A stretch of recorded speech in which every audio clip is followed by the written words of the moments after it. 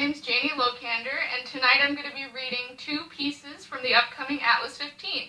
The first is titled Ghost. I hope you enjoy.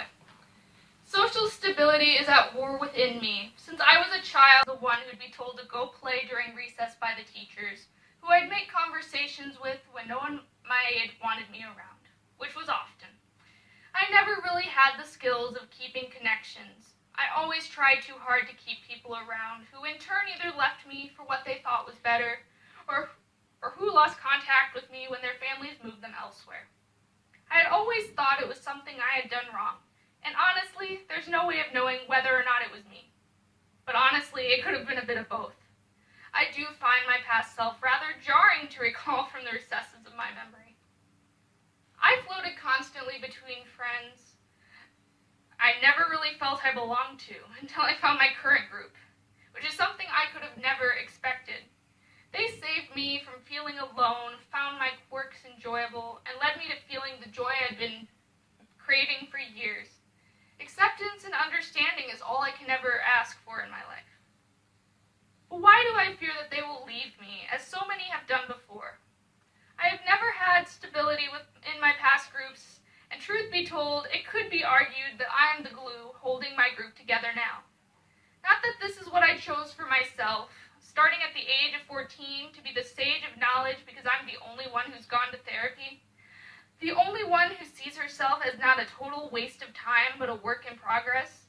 I never wanted the horrors I watched my friends endure, but I still love them endlessly. I do my best to heal them and shield them from the feelings of darkness that at one point I knew all too well. Try to instill in them that they can live a good life and find the strength and pure, radiant, genius energy I see in each of them. It's my broken cycle, for they make me feel valued and loved, and I try to give it back double. So when I am 17 and have to start saying no to solving problems that I don't wish to solve, I hope they know I still care. That I am not shoving their issues aside, it's just me coming to terms with it not being my job to fix issues that aren't mine. They tell me they understand, and I hope they do. I don't want to lose them or come unglued. Thank you. The piece is called 6 Ways to See Roses. 1. I find it funny that people tend to seek meaning in every bit of the universe they can find, even you. White for purity or just friends, yellow for jealousy, red for romance, as for my favorite, lavender for enchantment and first love. 2. How many wood roses do you want? I'll take the 12 for 5. Now write down your friends' classes so we can deliver them. I'll write down my class so I can give them in person.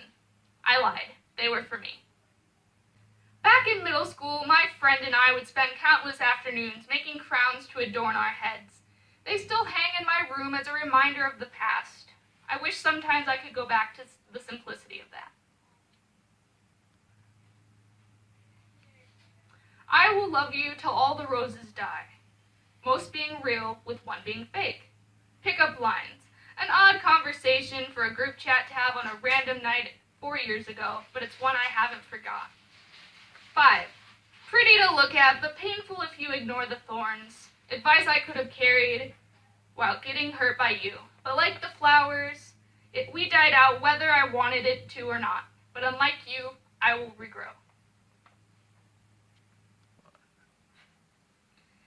6. I made them a tradition later on, the handmade corsages, but it all began with one and something else.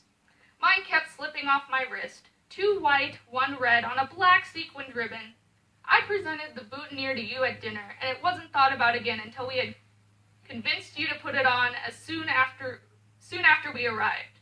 However, none of us knew how to attach it, so like the slipping corsage, it was also placed in a coat pocket, though I hope the sentiment was nice.